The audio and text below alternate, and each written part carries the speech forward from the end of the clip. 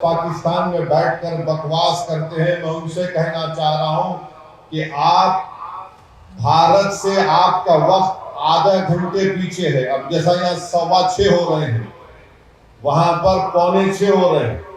مورو آدھا گھنٹہ پیچھے نہیں ہے، وہ آدھی صدی بھارت سے پیچھے ہے. ملک کا بجٹ جو ہے، تمہارے ملک کا بجٹ ہمارے ملٹری کے بجٹ کے برابر نہیں ہے.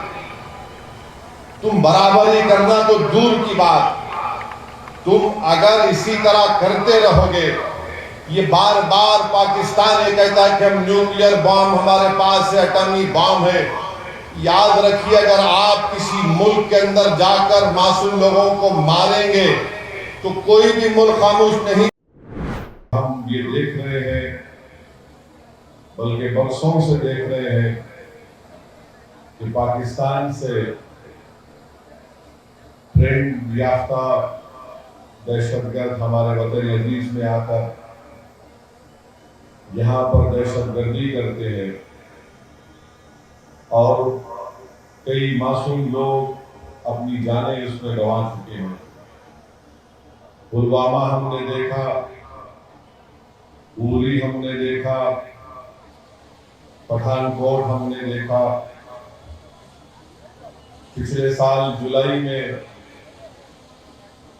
ویشنو دیوی کے قریب ایک مقام پر 7 ٹورسٹ سیاح کو مار دیا گیا. یہ بڑا ہی افسوسناک واقعہ ہے کہ دہشت گرد آ کر خواتین اور بچوں کو الگ کرتے ہیں، مرد لوگوں کو الگ کرتے ہیں، ان سے ان کا مذہب پوچھ کر،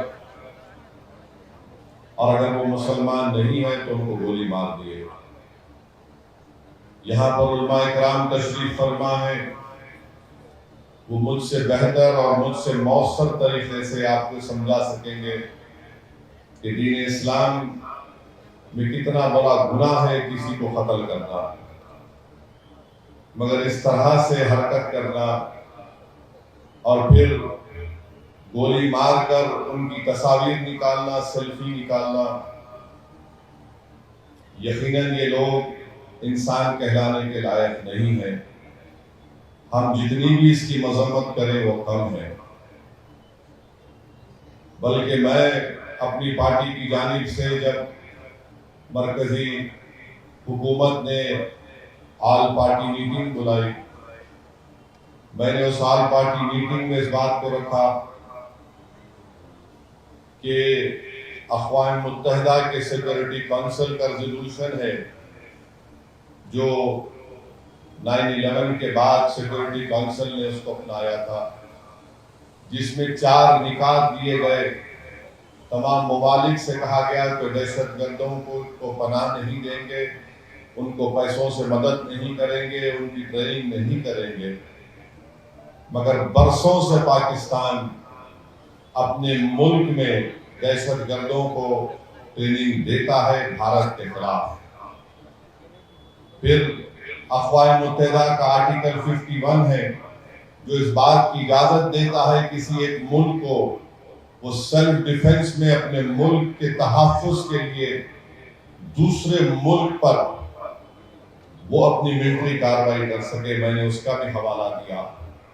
اور یہ آرٹیکل 51 صرف ملک کے خلاف نہیں، بلکہ جس ملک اس اپنے ملک میں دہشت گردوں کو پناہ دیتا ہے، جس کو انگریزی میں نان اسٹیٹ ایکٹر کہتے ہیں، یہ LET پاکستان کی حکومت کی ISI کی ایک ناجائز اولاد ہے. اور پھر آپ یہ بھی جانتے ہیں کہ ہمارے بھارت کے سنویدھان میں آرٹیکل 355 ہے جو اس بات کو کہتا ہے کہ مرکزی حکومت کی ذمہ داری ہے کہ کسی ریاست میں اگر باہر سے حملہ ہوتا تو اس کو روکے. اور بین الاقوامی قانون ہم کو اس بات کی اجازت دیتا ہے کہ ہم پاکستان کی ایئر فورس، پاکستان کی نیوی کا بلاکیٹ کریں، اور کرنا بھی چاہیے. ہم کو اس بات کی اجازت دیتا ہے کہ ہم انٹرنیٹ کا ان کا اس کو جیم کریں، ہیکنگ کرائیں ہمارے ایتھیکل ہیکرز کے ساتھ جو اس ملک میں بڑے پیمانے پر ہیں.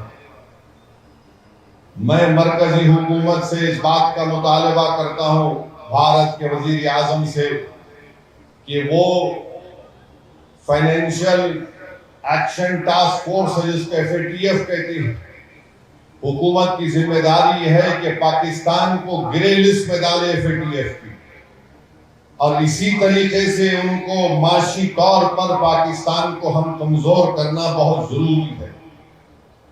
اور جو لوگ آج پاکستان میں بیٹھ کر بکواس کرتے ہیں، میں ان سے کہنا چاہ رہا ہوں کہ آپ بھارت سے آپ کا وقت آدھا گھنٹے پیچھے ہے۔ اب جیسا یہاں 6:15 ہو رہے ہیں، وہاں پر 6:45 ہو رہے ہیں، مورو آدھا گھنٹہ پیچھے نہیں ہے، وہ آدھی صدی بھارت سے پیچھے ہے۔ اور یہ بار بار یہ غلط بات وہاں کے لوگ کرتے ہیں، ارے ہمارے ملک کا بجٹ جو ہے، تمہارے ملک کا بجٹ ہمارے ملٹری کے بجٹ کے برابر نہیں ہے۔ تم برابری کرنا تو دور کی بات، تم اگر اسی طرح کرتے رہو گے، یہ بار بار پاکستان یہ کہتا ہے کہ ہم نیوکلیئر بام ہمارے پاس ہے، ایٹمی بام ہے۔ یاد رکھیے، اگر آپ کسی ملک کے اندر جا کر معصوم لوگوں کو ماریں گے تو کوئی بھی ملک خاموش نہیں بیٹھنے والا ہے، چاہے حکومت کسی کی بھی ہو۔ مگر اس طرح سے آ کر ہماری بھارت کی سرزمین پر حملہ کرنا اور مذہب پوچھ کر کسی کو گولی مارنا، تم کون سے دین کی بات کر رہے؟ تم تو خوارج سے بدتر ہو، تم تو ISIS کے جانشین ہو جو حرکت کیے ہیں۔ تو میرے عزیز دوستوں اور بزرگوں، ہم ہمارے ملک کے وزیر اعظم سے بھی کہیں گے کہ جب کشمیر ہمارا اٹوٹ حصہ ہے اور رہے گا انشاءاللہ، تو کشمیری بھی ہمارا اٹوٹ حصہ ہے۔ ہم کبھی بھی کشمیریوں کے خلاف یہ جو ٹی وی چینل پر یہ بڑے بڑے اینکر بیٹھ کر گفتگو کر رہے ہیں، بے شرم ہے پورے اینکر۔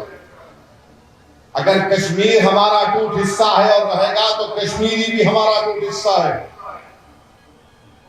کیسے ہم ان پر شک کر سکتے ہیں؟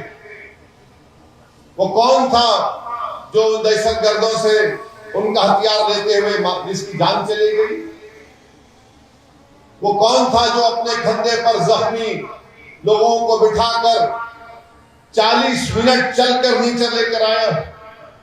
وہ کون تھا؟ وہ کشمیری تھا جو ایک معصوم بچے کو اٹھا کر اس کی جان بچا رہا تھا۔ تو یہ جو ہمارے وطن عزیز میں کشمیریوں کے خلاف ایک نفرت پیدا کرنے کی کوشش کی جا رہی ہے، غلط ہے۔ ایسے نازک وقت پہ بھارت کو ایک ہو کر جو پڑوسی دشمن ہے اس کے خلاف اگر جواب دینا ہے تو ہم کو متحد رہنا پڑے گا۔ پاکستان یہی چاہتا ہے، ISI یہی چاہتی ہے، LED یہی چاہتا ہے کہ اس ملک میں ہندو اور مسلمانوں میں اور اختلافات بڑھیں۔ تو جو ٹی وی چینل پر بیٹھ کر اپنے TRP ریٹنگ کے لیے گندگی بک رہے ہیں، میں تم سے کہہ رہا ہوں کم سے کم تھوڑے دن تو ٹھہر جاؤ، تھوڑے دن تو ٹھہر جاؤ۔ تم تو سال کے 12 مہینے روز تم بکواس بکتے ہو، مگر یہ وقت نہیں ہے۔ اس وقت پر ملک کو متحد رہنا ہے، اور ہم مرکزی حکومت سے بھی کہتے ہیں کہ آپ کو جو کارروائی مناسب سمجھتے ہیں کارروائی کریے۔